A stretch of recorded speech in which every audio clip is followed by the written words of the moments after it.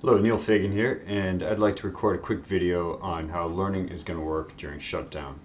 And in case you're wondering why I look like a disembodied spirit, I'm using our software Zoom, and if I go to no virtual background, you see my ugly room back there, so I'm going to go back to disembodied spirit mode.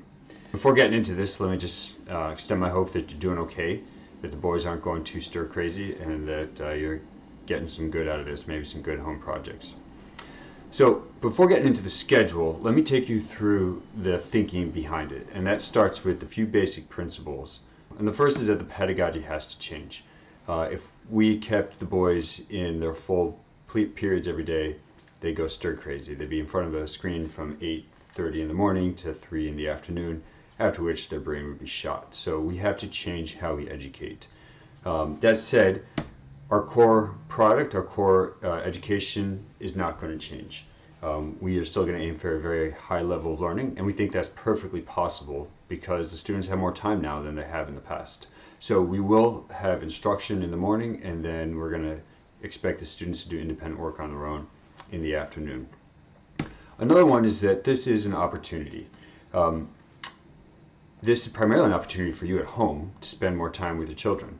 But also academically, it's an opportunity for them to do some creative projects that typically they wouldn't have the time to do. So we've asked our teachers to incorporate kind of longer term, unique projects into their curriculum as part of the education during this shutdown time.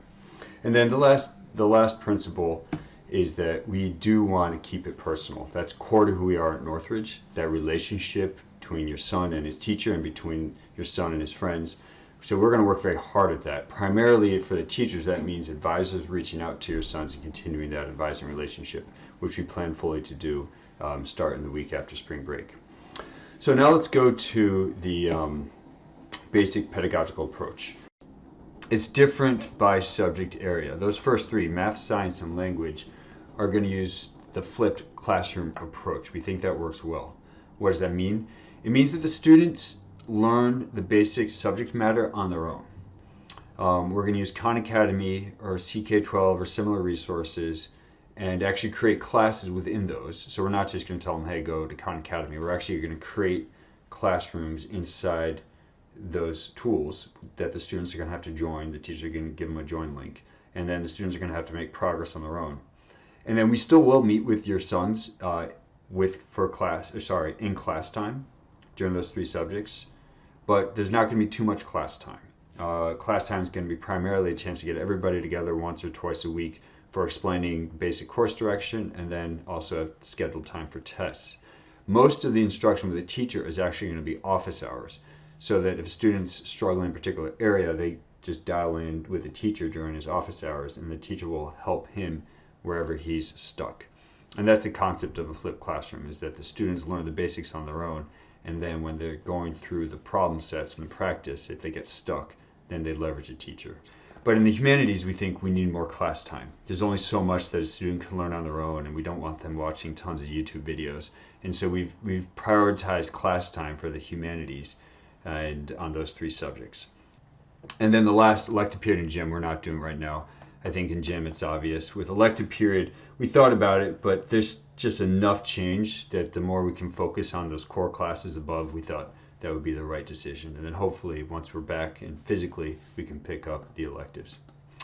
Okay, so let's dive into the schedule. This is the schedule, and it's an eye chart. So I'd like to actually just take you through what it means. And the first is, when are classes? There are going to be 3 classes per day. And they're going to start at those 3 times that you see on the left, 8:15, 9:30, 10:45. They're not going to be for that whole time. That's just when they're going to start. The only exception is on Tuesdays and Thursdays. There will still only be 3 classes per student, but we actually had to schedule them across 4 different periods. There's just too much variety in the math, science, and languages to fit all of the options into 3 periods. So your son will only have 3 periods, but it'll be 3 out of those 4 periods. So in some cases, he might have a class after the lunch break, or he might not have class at 8:15. And I'll take you through how your son's going to know that. So how about the boxes in blue? Those are office hours. And the B's This math, science, language classes, those classes have office hours on Monday, Wednesday, and Friday at these times. Office hours are in 45-minute increments. The first one starting at 1, the second 1:45, 2:30, 3:15. Now these are optional. Your son does not have to be in them, but the teachers will be there online in their online portal, and the students can just show up if they want help. And again, that goes back to our flipped classroom concept. There is less time, class time for math, science, and languages, but more office hour time. So that's a basic schedule, but let me keep taking you through it.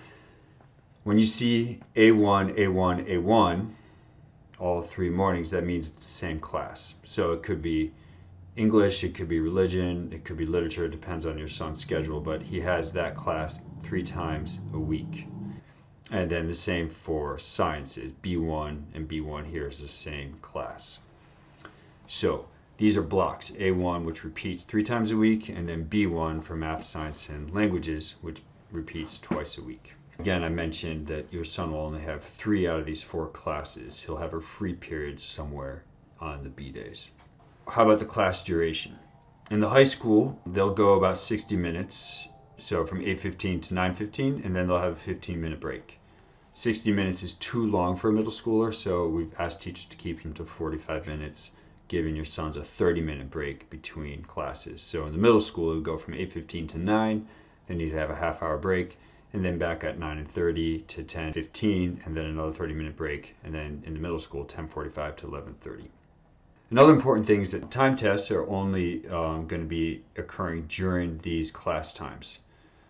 And that's obviously important for students so that they know when a test is and they show up for it. In other words, a teacher will not be giving tests during his scheduled office hours, but only in the morning. I think a few notes on the office hours. As I mentioned earlier, they are optional. Your son does not need to attend them. If he's progressing well and he's doing all his classwork fine, no problem. He doesn't need to show up. We've scheduled them for math, science, and foreign language for the reason I mentioned earlier. We did not schedule them for humanities, but they're totally available. Your son just needs to message your teacher through on campus or through email, and the teacher will be happy to set it up. We don't think they're going to be needed as much, and so it's just a better use of everyone's time. But by no means does that mean that the humanities teachers aren't available for office hours. Absolutely, whenever needed. Okay, so that's the full schedule, but that's a lot. Next week, the week after spring break, we're going to do what we're calling a soft launch, which is that on any given day, there'll be at most 2 classes. And most days are just 1 class. So on Monday after spring break, right at 8:15, we're having the first class, A1. And then on Tuesday, there'll be 2 classes. And then on Wednesday, just 1. And same on Thursday, 2. And then on Friday, just 1. So next week after spring break, your son will meet with each of his classes only once, and these will be the times. So at 8:15 every day, and then on Tuesday and Thursday at 10:45.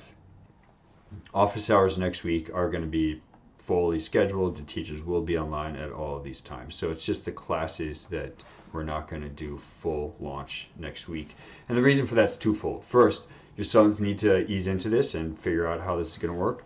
And also the teachers. After they teach their first online class, they're going to have for sure a lot of adjustments to make before the next one, and we just want to give them enough breathing room to do that. Meanwhile, your sons will have plenty of their own kind of assignments to do, which they'll find on campus. Okay, so after next week, we do go into full class mode. So starting Monday, April 6th, we are in full class mode, implementing the full schedule. So that's a full schedule.